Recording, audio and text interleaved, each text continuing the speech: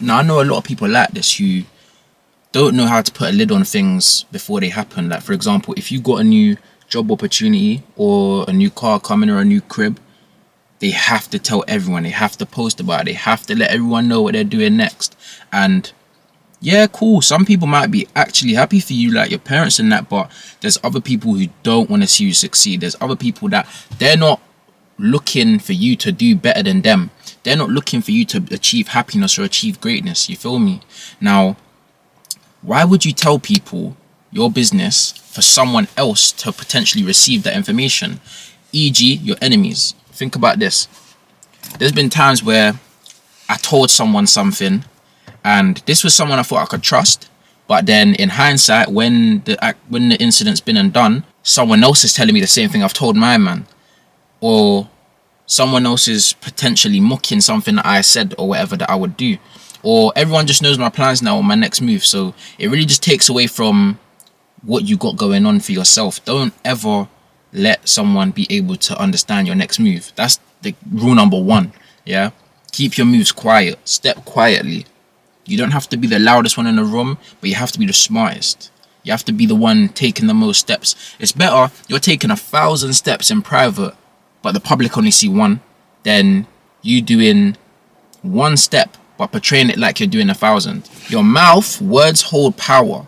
Now, if you're saying XYZ to somebody, it's like Chinese whispers. Your vision, your opinion can get clouded, misjudged, misspoken, to the point where other people might take it in a way which you didn't mean, because other people are trying to explain your vision. And that's why you may find yourself in positions where you might not get what you want, because other people are going to prey on your downfall.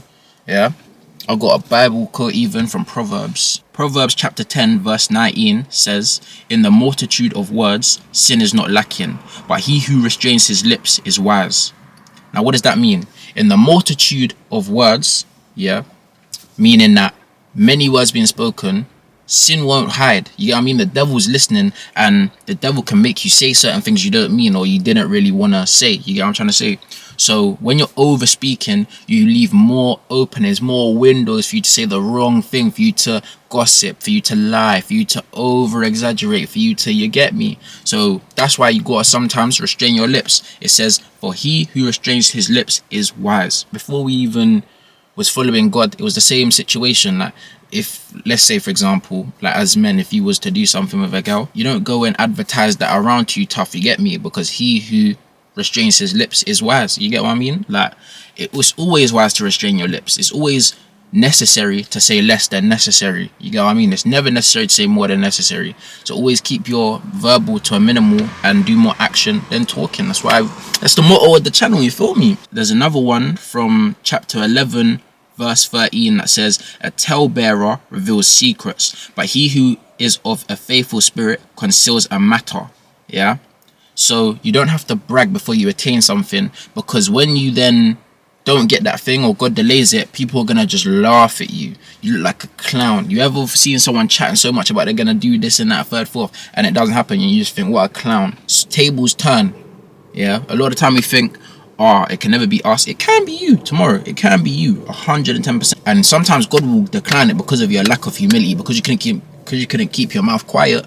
Now look, you're in a situation where you go explain yourself to people and stuff like that. Embarrassing, but that's the way it goes sometimes when you're not humble. If you believe that this is the standard that you are worth, why do you have to be so quick to run your gums? Just act like you've been here before. This is casual life. You get me? Like, even if you get a new, let's say, Mercedes CLA, yeah, if you believe that that's your worth, that's your level, that's your ball, that's your speed, you don't need to be going and telling everyone. Just whip it in style. When a man see you, they see you. You get it? Simple, natural things, bro. Get me? Natural levels. It's not everything we have to brag about, not everything we have to flex. Yeah, keep it to yourself sometimes. Did your mom not ever tell you growing up, keep it to yourself? Just keep it to yourself. Yeah, just keep it to yourself. It's not everything you gotta show off. Don't show off. Just because you can doesn't mean you must. Yeah? Just because you can doesn't mean you must. So make sure you just keep it to yourself and that. But don't get me wrong, in private, flex your stuff. Yeah, I'll be in my room doing the most. Flex your stuff. But remember, the devil is always listening. So never, ever, ever overdo it. Like, never overdo it. Stay humble. Because when you stay humble and you stay thankful, that's when you get more of the things that you're thankful for. So don't ever think to yourself, oh, I'm ahead now, I can chill or be lazy or da-da-da-da. Bro, keep your cool. Do what needs to be done. Don't ever take your mind off the ball, your eye off the ball. Just because you hit level 1, you still got 100 more levels to do. And we already know, new levels, new devils. So it's going to get hard. It's going to feel draining. Like, even today, I was going through mad stress. Mad stress. Because I just didn't know what to just... I just had a lot going on in my mind. I was just overthinking so much. But you just got to keep praying to God and keep God first. Like, it's so imperative to keep your word first, keep praying, and just follow God. Listen to the right music. Be careful what you feed your temple. Be careful what you feed your dome, because that right there can really set you on a bad path. Like, constantly listening to dancehall, drill, trap music, it gets your mind okay with sin. You get what I mean? Doing bad things, smoking weed, fornicating, things like that. It gets your mind used to it. You get what I mean? It programs your mind. You understand, your brain, when it takes something in, your brain's not smart enough to understand that that's not you.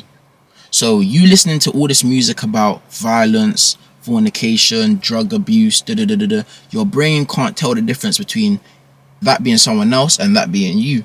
So like I say, man, just be careful. Yeah, be mindful of what you're watching, of what you're listening to, the lyrics you're reciting even. Just be careful, because it can be real.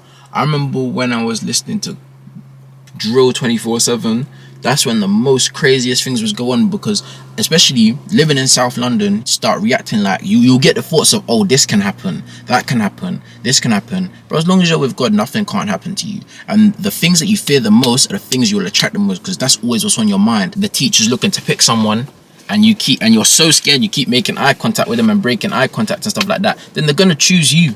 You get what I mean? But the person who wasn't really too bothered, just head straight, more time he didn't really get picked. So it's about what you give your attention to, what you feed your dome. That's the important thing. Those are the things that are gonna make the difference between things bad happening in your life and good blessings happening in your life. You being a wicked person or you being a just person, it's just all up to you. Yeah, it's all up to you. But you guys, man, just make sure that you take in what I said today. You get what I mean? Like, the verses are good. Proverbs is a new book that I started after finishing John in the Bible. So I recommend you guys read it too. There's 31 chapters in the book. I'm on chapter 12 now. Yeah. So looking to get about halfway soon.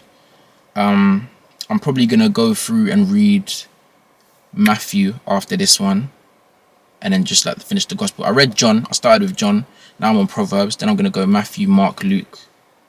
And then I'll go for Malachi. And then get me, start like that. But that's going to be the end of today's video. If you made it this far, make sure you smash a like. Make sure you comment, subscribe. Share the video around to all your friends, man. All of that, man. Appreciate you guys for watching. Appreciate you guys for looking in. Follow my Instagram. Follow my TikTok. That's all down below. You guys stay active, stay shining, stay smiling, stay grinding, and I'll see you guys in the next video.